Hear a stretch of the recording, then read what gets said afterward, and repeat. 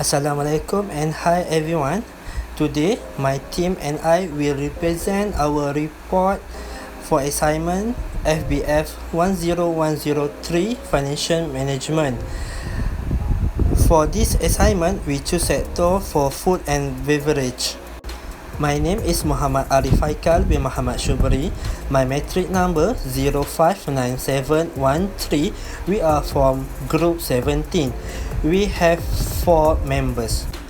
Okay, now I'm going to talk about the background of 3 companies that we choose for this assignment. Seng Industry Berhad HSIB, established on 4 October 1991.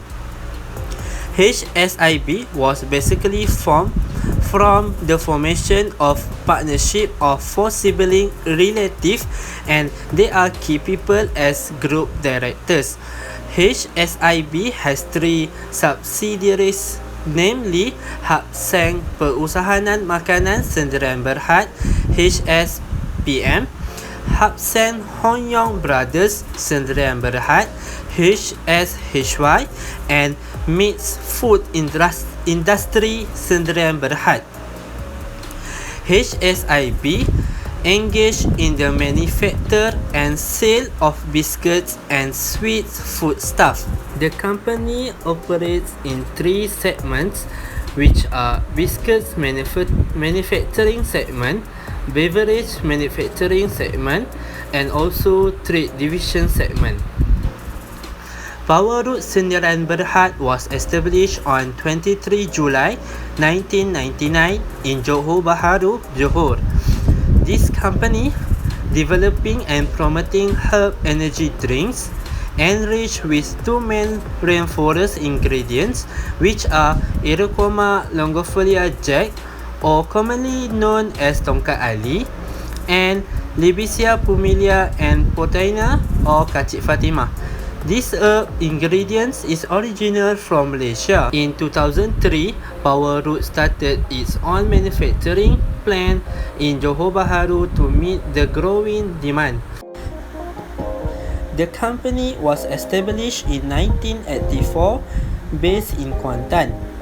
Kuantan Flour Mills Berhad is involved in flour milling. The company produces and trade flour. KFM Marketing Sendirian Berhad is involved in the marketing and distribution of foodstuff, flour meats, and related products. The company operates in Malaysia and Singapore.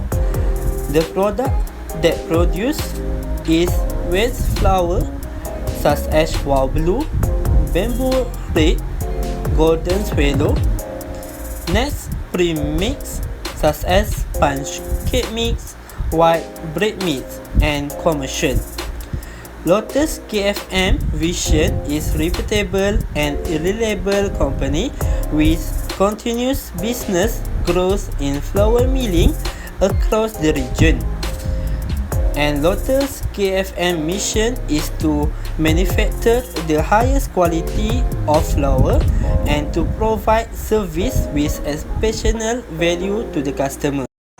Assalamualaikum warahmatullahi wabarakatuh. My name is Alif Irfan bin Azlan, and now I would like to present about the analysis of Seng Industries Berhad.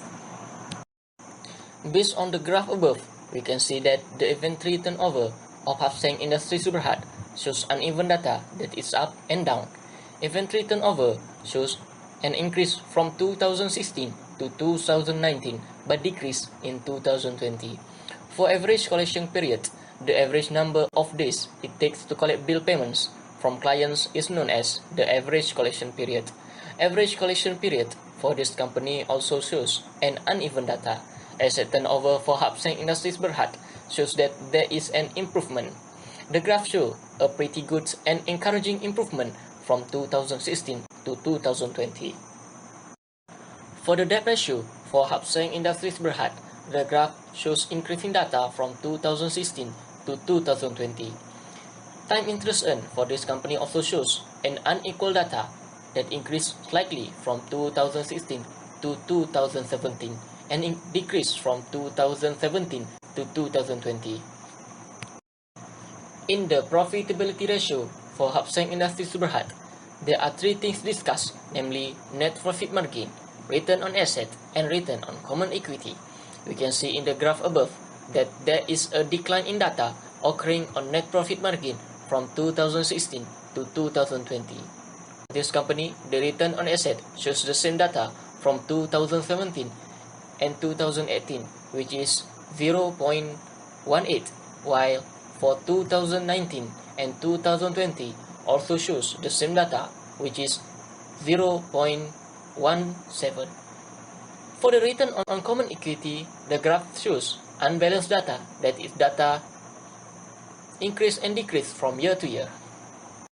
Assalamualaikum warahmatullahi wabarakatuh. My name is Tuan Muhammad Hasbi bin Tuan Iskandar, number metric 060646. I will present the analysis ratio for Power Road Berhad Company. Asset Management Ratio. First, inventory turnover. Based on the graph, we can see that the inventory turnover for Power Road Berhad show uneven data that is up and down. It show further increase 2016 to 2017 and decrease 2018 to 2019 and increase again in 2020. The highest inventory turnover is at 2017 and the lowest are 2019. Next is average collection period. We also can see uneven data at average collection period, which is happen the increase and decrease in every years.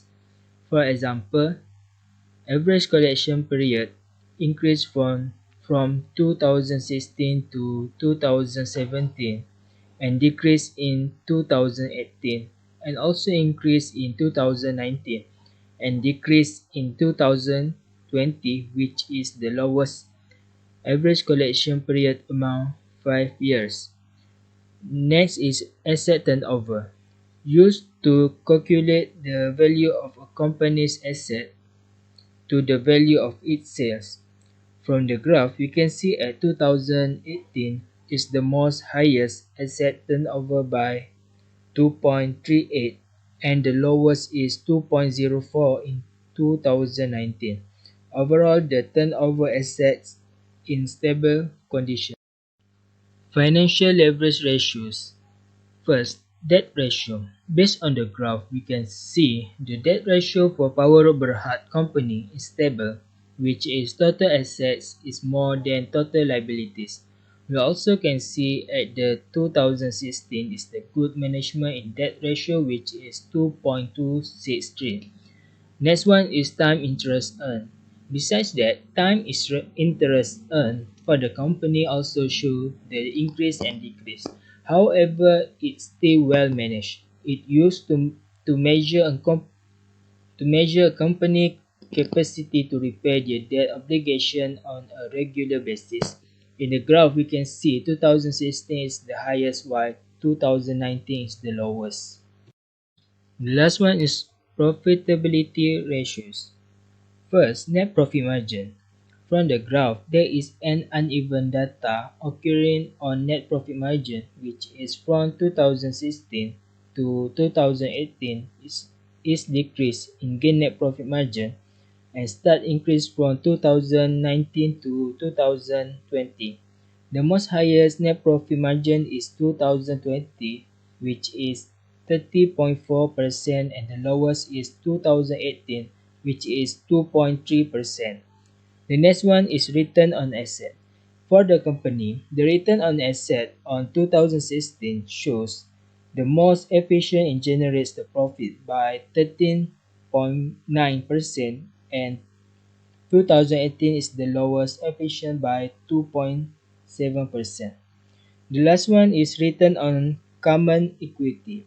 The graph shows a data for 2016 is the highest values by 74.3%, which is most higher rather than other years. Assalamualaikum warahmatullahi wabarakatuh. My name is Muhammad Akil Hani bin Zakaria and my number metric is 059755. Today I would like to present about annual report of Lotus KFM Berhad. In annual report, we have asset management ratio. In asset management ratio, we have inventory turnover, average collection period, and asset turnover. In this slide, we can see inventory turnover, average collection period, and asset turnover of Lotus KFM Berhad. Inventory turnover in 2016 is better than other years. For average collection period of Lotus KFM Berhad in 2016 is better than other years. Asset turnover of Lotus KFM Berhad in 2018 is better than other years. Second is financial leverage ratio.